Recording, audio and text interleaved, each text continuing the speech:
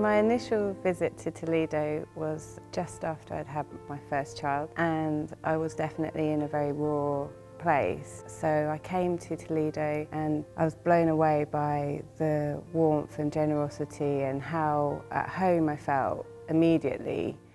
I felt like I could create an installation which not only embraced where I was at, but what I was visiting.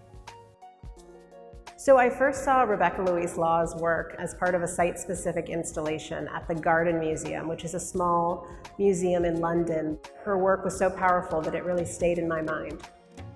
As a curator looking at Rebecca's work and what she's done over the past several years, there was a few elements that really spoke to me. She has this incredible ability to create these site-specific installations that really draw people to attention, that really cause them to be in the present moment and to be fully aware of their surroundings.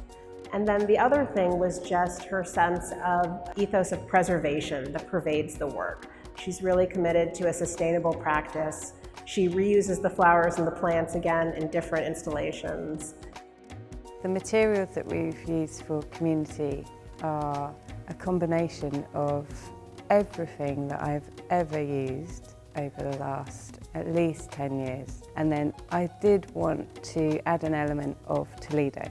So we asked a local nursery garden to grow some plants that we could use to cut the blooms off, wire up and put into this installation, and then the plants be planted back into the Toledo community.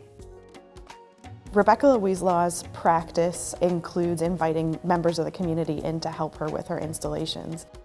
Knowing that this was going to be her largest installation to date, we had a really large initiative to bring in volunteers from across the community. And those volunteers, over the course of a few weeks, strung flowers here in the green room at the museum. Those strands were then integrated into the installation upstairs. So members of the community were really part of this installation from the get-go. I don't think my work would be possible on this scale now without help.